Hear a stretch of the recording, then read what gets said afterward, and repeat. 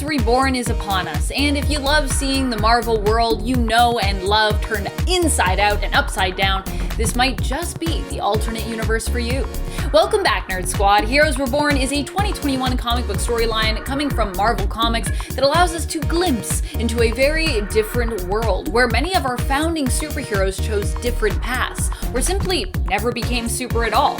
Today we're going to be taking a look at some of the greatest differences between this world, which currently has a temporary reality number of Earth 852 attached to it, and the main continuity of Earth 616, as we count down the top 10 Heroes Reborn biggest changes. Join me and let us get counting. Number 10. Heroes Reborn is not Heroes Reborn. Although this isn't a huge character-based change or anything like that, I think it's important to note the major difference between this event and that of the Heroes Reborn event that came many years prior. The original Heroes Reborn event happened in the 90s from 1996 to 1997 and was a crossover event orchestrated by Jim Lee and Rob Liefeld. The initial Heroes Reborn crossover gave us a glimpse into a world where the heroes who had died in the events of Onslaught were reborn, with many aspects of the characters and world differing from the one that we had known prior. The 2021 event, Heroes Reborn, has no connection to this event, save that it's also a glimpse into a fundamentally different alternate world. Or at least many of the fundamental aspects are different. Still a superhero world, so that part's not different. Number 9. Siege Society. This miniseries tie-in has not started yet, but it's going to give us a pretty different spin on some of Earth 616's greatest heroes, so I figured it might be an important one to tell you about in anticipation of its release. Siege Society is a team of villains in the Heroes Reborn continuity made up of a combination of some of our most powerful and capable heroes from Earth 616, as well as some of the main continuity's most notorious villains. By the looks of issue 1, we'll see Baron Zemo leading the team, and it appears based on the cover that we'll likely see Jean Grey, Black Widow, Hawkeye, Sabretooth, and Scott Lang's Ant-Man joining him. The first issue releases on May 26th, so we'll have to wait till then to find out more. Number 8. Thor Is Not Mighty. Nor is he a god anymore, really. In this reality, Thor doesn't even believe in gods. He is an alcoholic who believes he is a human and does not really know the truth of his heritage. At least that's what we're initially led to believe. As on Earth 616, Thor was sent to Earth by Odin to learn humility.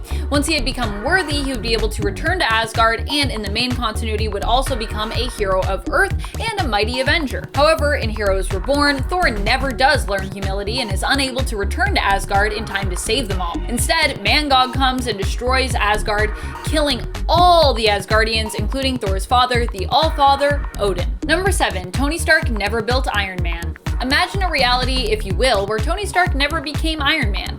In Heroes Reborn, Stark never got hit with shrapnel in the chest, wasn't kidnapped, and did not end up being forced to make the Iron Man armor. Not having this life-changing experience meant that he continued along a path that he was on before any of this happened, continuing to be a greedy but brilliant arms dealer and billionaire playboy. In the greater scheme of things, appearing more as one of Earth's everyday corporate villains as opposed to any kind of national or global superhero. Number 6. The Amazing Shutterbug. Peter Parker doesn't get his powers as you'd imagine in this reality. Instead, the spider that was intended to bite him that day ends up squashed, meaning no Amazing Spider-Man. Instead, we get a powerless Peter who ends up becoming the Amazing Shutterbug.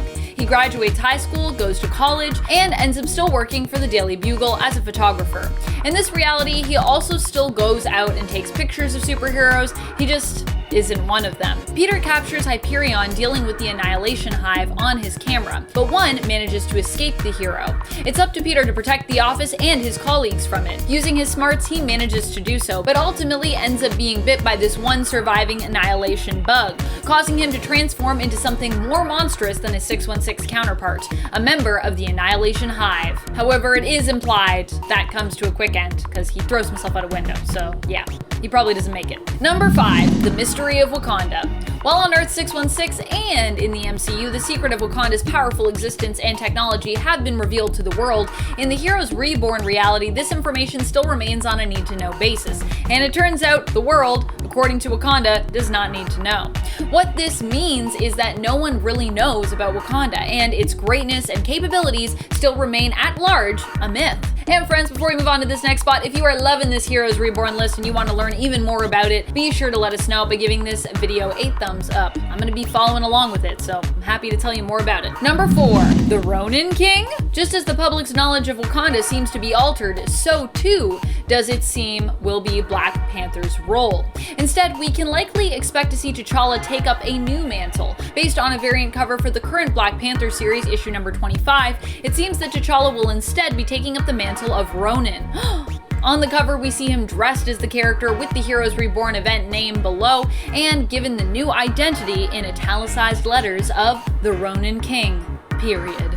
I cannot wait to meet this new king. It's like a twist for the character that I never thought about. I love it. Number 3, no more Avengers. In the place of the Avengers who never formed in the Heroes Reborn reality, we have the Squadron Supreme of America, here to protect the world from national, global, and intergalactic threats. Their members seem to take some inspiration from another very prominent superhero team in comics, DC's Justice League. Blur is Stanley Stewart, an alternate reality version of Marvel hero Wizard, known for his superhuman speed and speed-based powers. Power Princess is Zarda Shelton, an alternate version of Zarda. She is a utopian who gets her powers from training and her unique heritage. Dr. Spectrum is Joseph Ledger, an alternate version, once again, of that same character. His powers are granted to him by the Power Prism, originally a cosmic artifact or tool given to him by a Skrull after Joe had saved that Skrull's life. Nighthawk is Kyle Richmond, also an alternate version of Marvel's hero of the same name. Nighthawk has no powers, but is a master fighter, marksman, detective, and corporate businessman. And finally, we have Hyperion, who is Marcus Milton, an alternate version of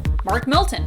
Hyperion gets his powers from being an Eternal, meaning that he can fly, has superhuman strength, speed, and endurance, is virtually immortal, and can manipulate and wield cosmic energy, which he usually chooses to shoot through eye lasers, basically. I'm not gonna call it heat vision, but you know what's happening here. Yeah, it's like Marvel's Justice League. The original Squadron Supreme of Earth 712 made their first appearance in Avengers issue 85 in 1971. And I believe they also have like a mini-series, so if you're looking for stuff to read, that might be a good thing to go back and check out if you want more Squadron Supreme, or if you want to get to know them better before you come into Heroes Reborn with me. Come on into Heroes Reborn. The water's fine. Number 2, President Coulson. That's right, in Heroes Reborn, Coulson ends up as the president. It's also implied that he is one of the few people who remember what the world used to be like before everything was altered. I have my suspicions for who might be behind some of this. Here, Agent Coulson is President Coulson.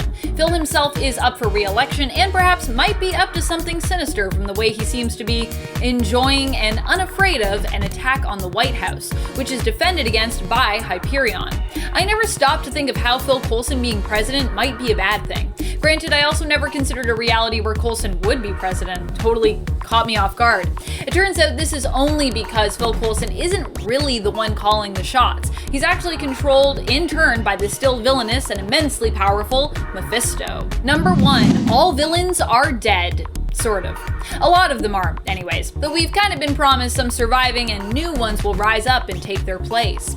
When it came to Earth's and the galaxy's greatest threats, the Squadron Supreme decided to capture those villains and put them in prison. Not just any Earthbound prison either. Instead, they decided to use the Negative Zone as a prison, against Reed Richards' recommendations, I might add.